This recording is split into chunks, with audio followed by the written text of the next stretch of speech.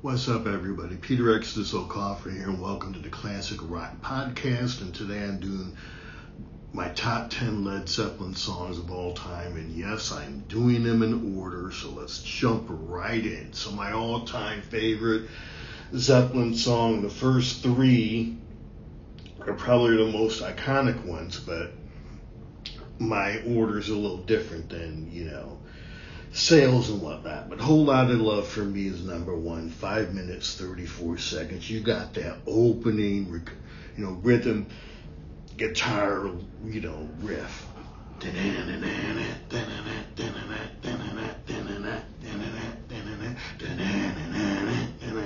It grabs you. It just grabs you. I remember, in middle school hearing it for the first time. I'm like, whoa. And I've been in love with this song ever since. The rhythm guitar in the song is also strongly linked up to, the bass. So you got,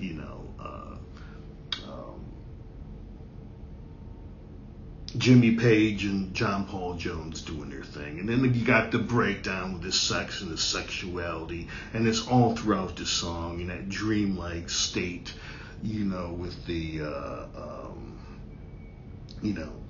Jimmy Page doing all the effects on the guitar.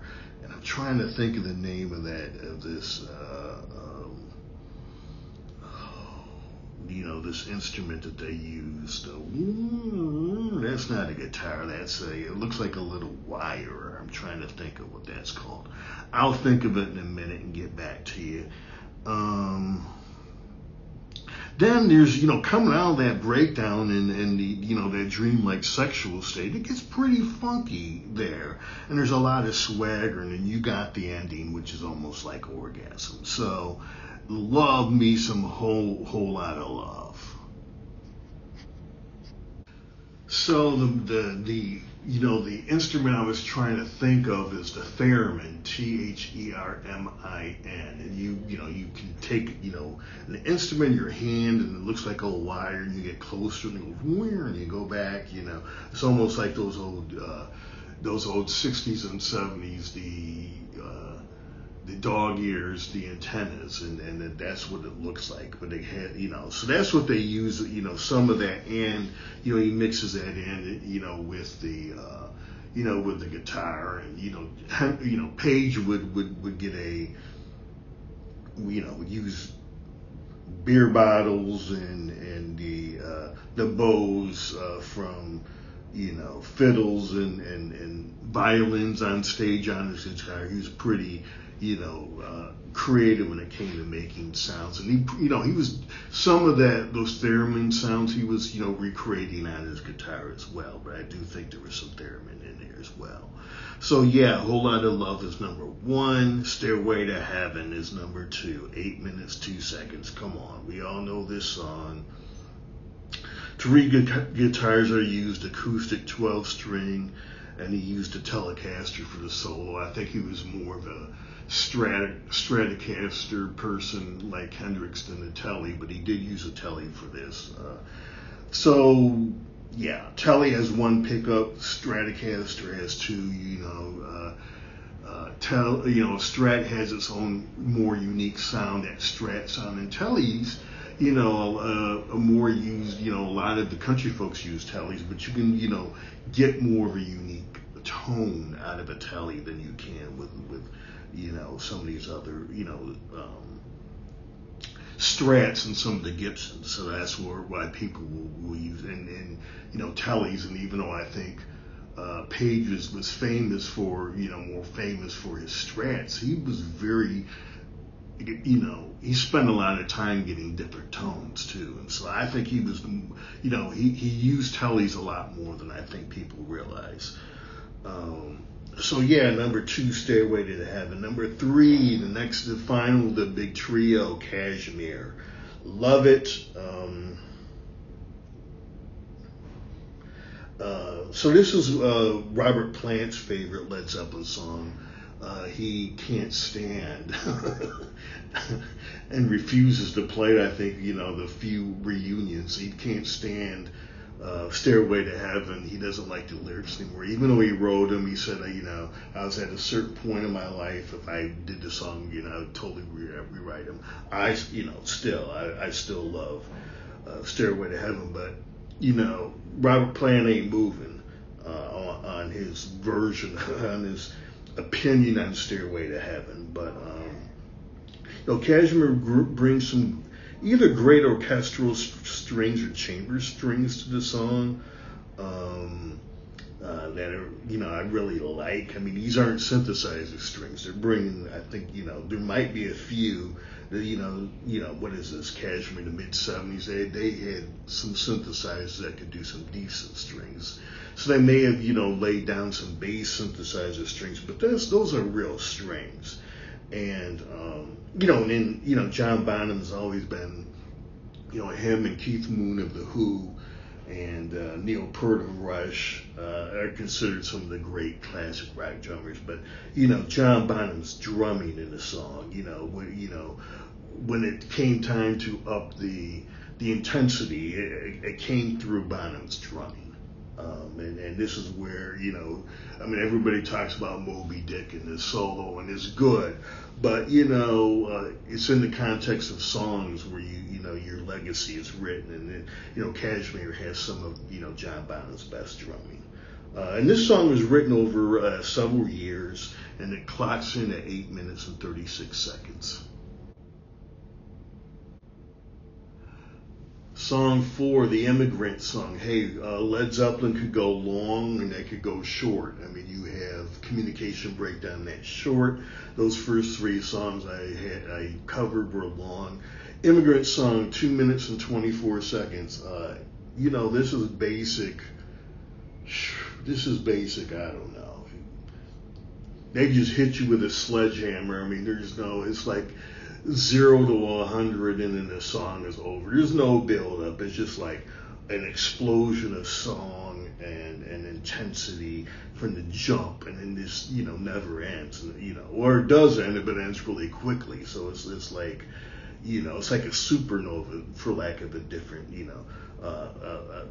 whatever description. So you have the driving rhythm guitar and bass, again.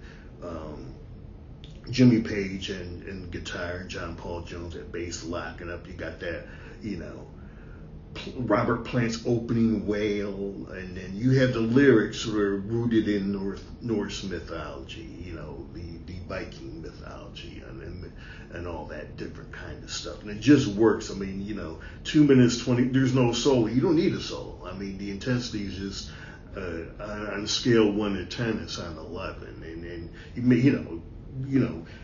it probably won't work for 6 minutes or 7 minute song, but it definitely works for a 2 minute and 24 second song. Number 5, Going to California. This is 3 minutes 31 seconds. This is on the Led Zeppelin 4, the untitled, but most of us call it Led Zeppelin 4. This is Led Zeppelin's mellow side. A ballad, a love song, and lots of acoustic guitars. And it's really, yes, Led Zeppelin did other acoustic stuff and mellow stuff, but this is the best, and it's a juxtaposition and really a counter and seasoning compared to their other hard rock side, and I really love, this Going to California. It's my favorite of this side of them. One of the things I remembered, I saw this little note I dropped in on a previous song I wanted to mention here. Well, Led Zeppelin's one of the few bands, usually all 4 of them, get credit and really contribute. It's one of the few bands where, everybody usually contributed to songs. One of the interesting things about Led Zeppelin is they were extremely efficient, and so, they broke up after John Bonham died. There was not a lot of outtakes. Coda was the outtake album, and there hasn't been any more outtakes since. And they latched onto a song, and they worked on it until it worked, and they were dogged, I guess, and this is going back to number 3, Kashmir, because they worked on that song for a couple years, and Also, another side note to that song, I just remembered. So, this was inspired by, a trip. I think it was that plant made to Morocco as well. But yeah, so yeah, the Led Zeppelin did not have a lot of outtakes, and they just, they had an idea, and they stuck with that idea until they finished it. Number 6, Ramble On, 4 minutes 33 seconds. I believe this is Led Zeppelin 2. Don't quote me. I didn't do albums for all of these. I probably got that wrong. But I'll check. And if I got it wrong, I'll correct it. Do correction in the notes. So the lyrics are inspired by Lord of the Rings. Pretty cool. It's a folk rock piece, and it toggles between being mellow and intense. And I kind of, Led Zeppelin started that. Nirvana perfected it. I mean, to mellow, the soft to loud, and back to soft and back to loud again. This has that element to it. Led Zeppelin was an influence on Nirvana, but yeah, Ramble On has that aspect going here. Song number 7, piggybacking off of Ramble On. So, Dazed and Confused. Yeah. Quickly going back to Stairway to Heaven number 2, I did a whole episode on that. So, if you want a deeper dive into my feelings on Stairway to Heaven, definitely go to that episode, and maybe I'll do a link to that as well. Dazed and Confused has an interesting backstory. This is probably, over the years, Led Zeppelin has been sued and had to do some corrections, as far as attributing songs. This was the worst offender. I mean, they took a couple blues classics where I thought were gray areas. Yeah, I mean, they reworked some, there was some vague resemblance to some of the old blues songs, but they did rework some of the chords and the progressions, but, Zeppelin eventually agreed to, give the estates of some of these blues guys their due and give them partial songwriting credits. A lot of these blues guys didn't get that, and the family saw nothing back in the day. So, and Led Zeppelin was very, very influenced by the blues. So, kudos. This, however, is not the case. I mean, it's, in 1967, a guy named Jake Holmes does a folk version of Dazed and Confused. Jake Holmes opened for Led Zeppelin in Greenwich Village, after Led Zeppelin 1 was released. So, yeah, there's that connection. And, but, go look and listen to Jake Holmes' version and listen to Led Zeppelin's version. They're not reworking chords. I mean, this is just a straight cover version.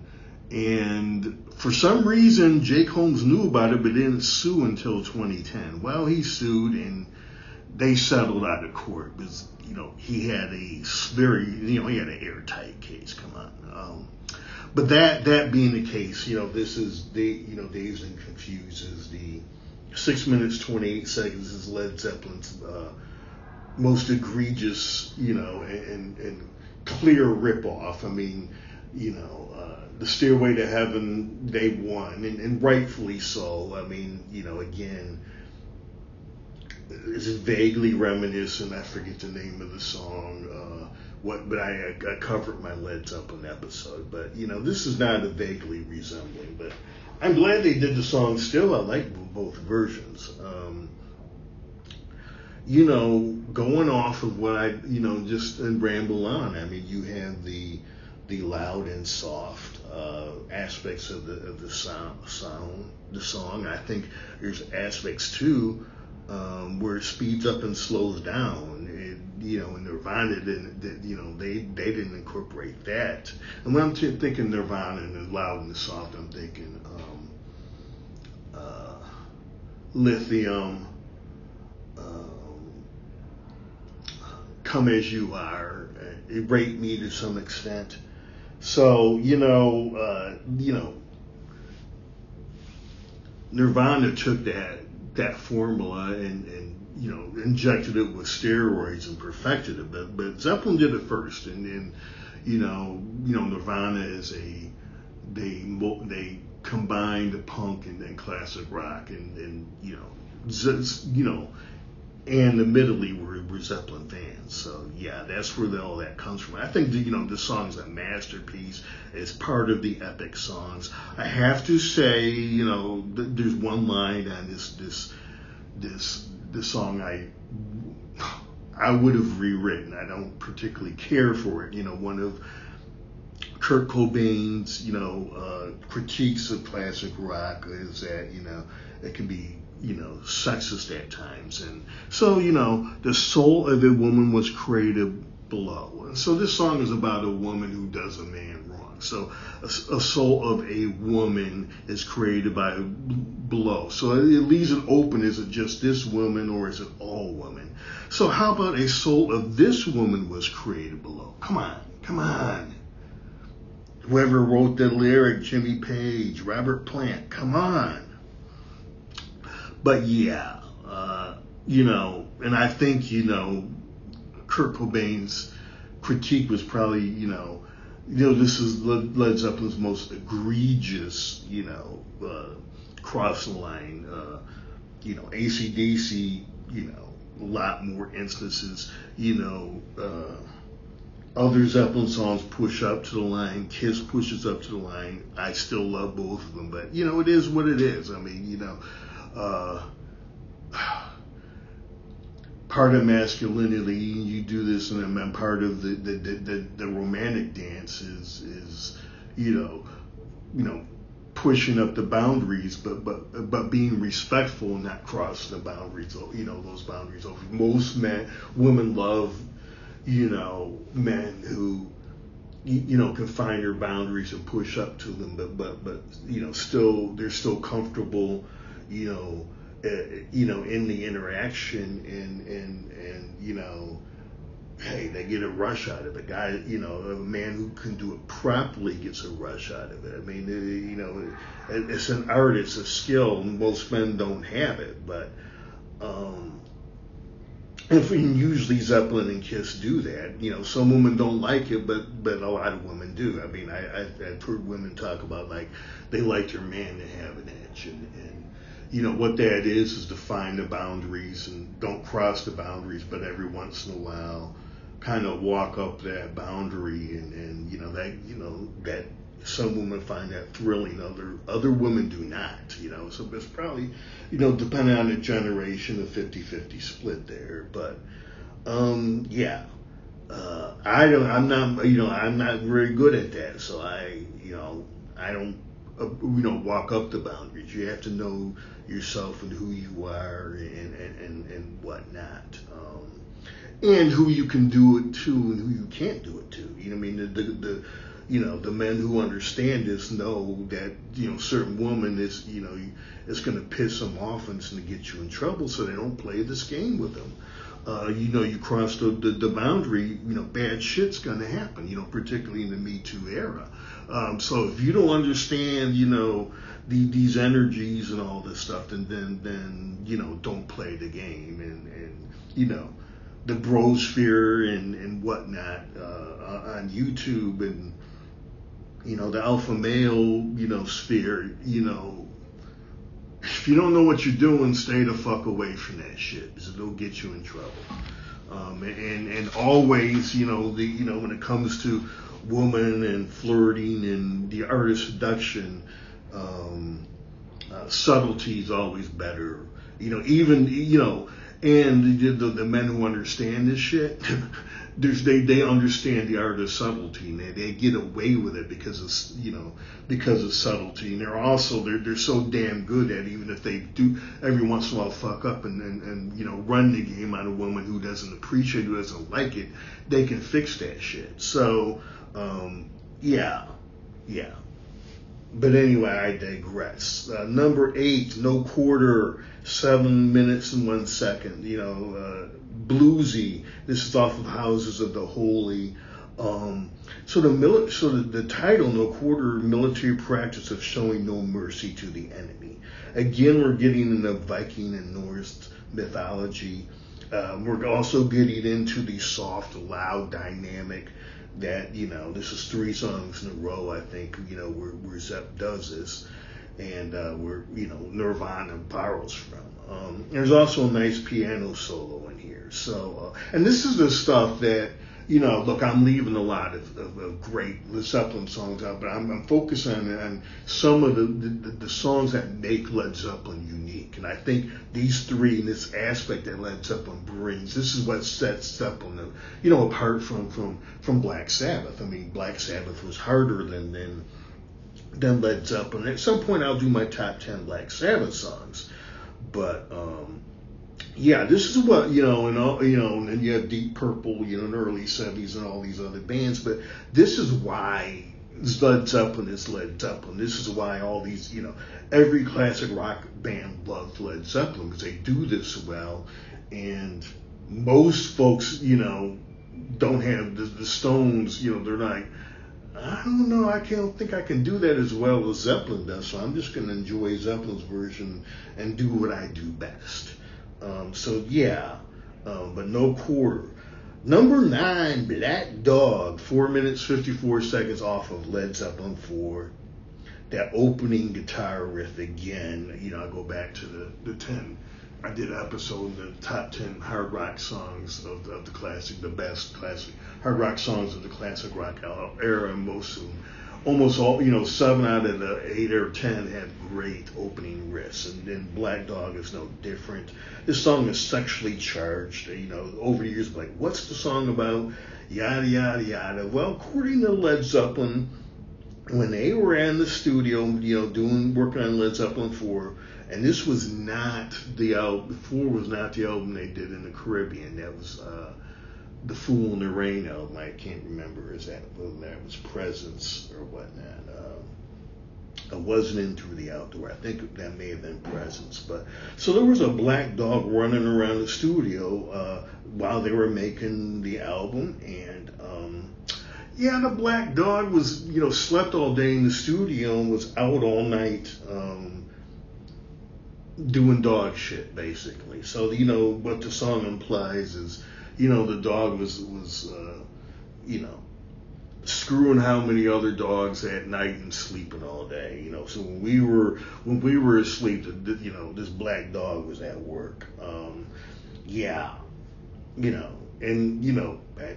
So that is heavily sexually charged. It works. I love how this song starts and stops. I mean, it's very rare you see that in classic rock. Very rare you see them pop. It's not easy to do. And, again, this was Zeppelin being Zeppelin. Nobody else really, there's very few songs that are iconic that do that well. And, I think, Zeppelin, the members, all 4 members are extremely underrated musicians. I mean, even though Bonham, and Hendrix, Bonham's considered one of the 3 great, classic rock drummers of all time, and Jimmy Page is in everybody's top 5 or 10. And John Paul Jones is also on all the bass lists. I mean, there's a difference between, jazz musicians and great musicians when it comes to popular music, whether it's R&B or hip hop or pop or classic rock. But when it comes to popular music and stuff, it's not, there's a different standard and a different goal in jazz. I mean, the members of Led Zeppelin were elite. Finally, number 10, the Swan Song, the last single for Led Zeppelin, all these I try to run the gamut, throughout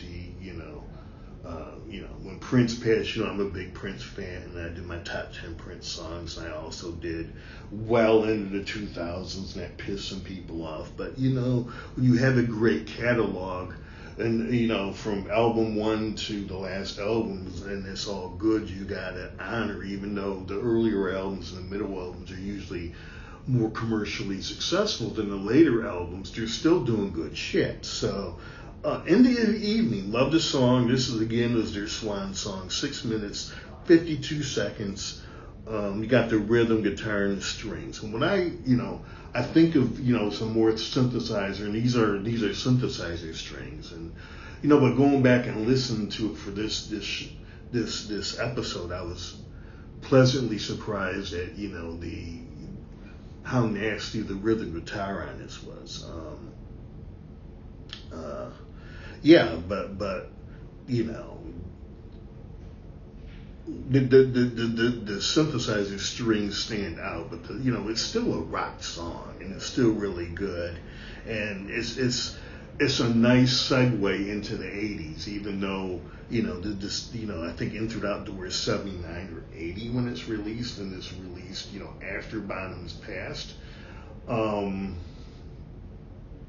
But it's kind of, Zeppelin doesn't do any more music, and it's kind of, in Through the Outdoor, but it's kind of, it foreshadows, some of the classic rock in the 80s. So, certainly Bon Jovi and the arena rock, where they're using more synthesizers and whatnot.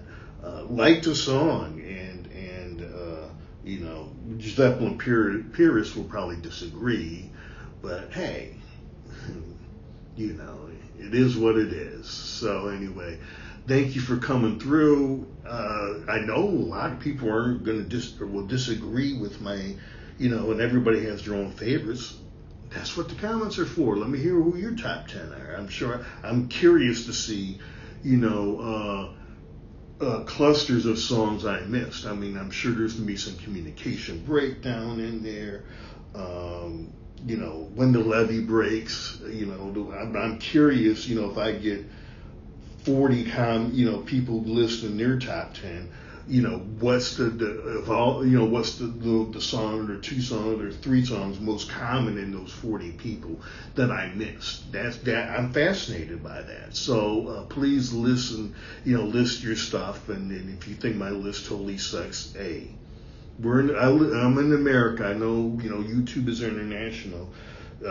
You're welcome to your opinion. You're welcome to post it. I can't speak for whatever, your country, but in America, hey, it's all good.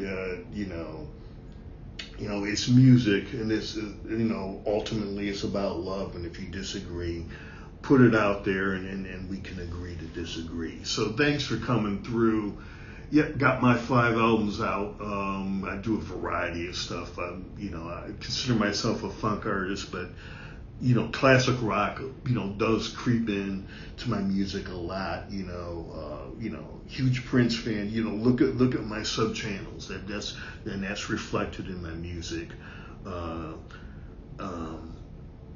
record under the name Exodus, XODUS. Again, 5 albums. I'm on all the streaming services, and my albums are right here on YouTube as well. First album, Book 1, and I also write science fiction, fantasy novels, and I have 2 novels in novella on Amazon. And Amazon, my author name is Peter Exodus O'Coffer. So thank you again for coming through, and I will see you next episode.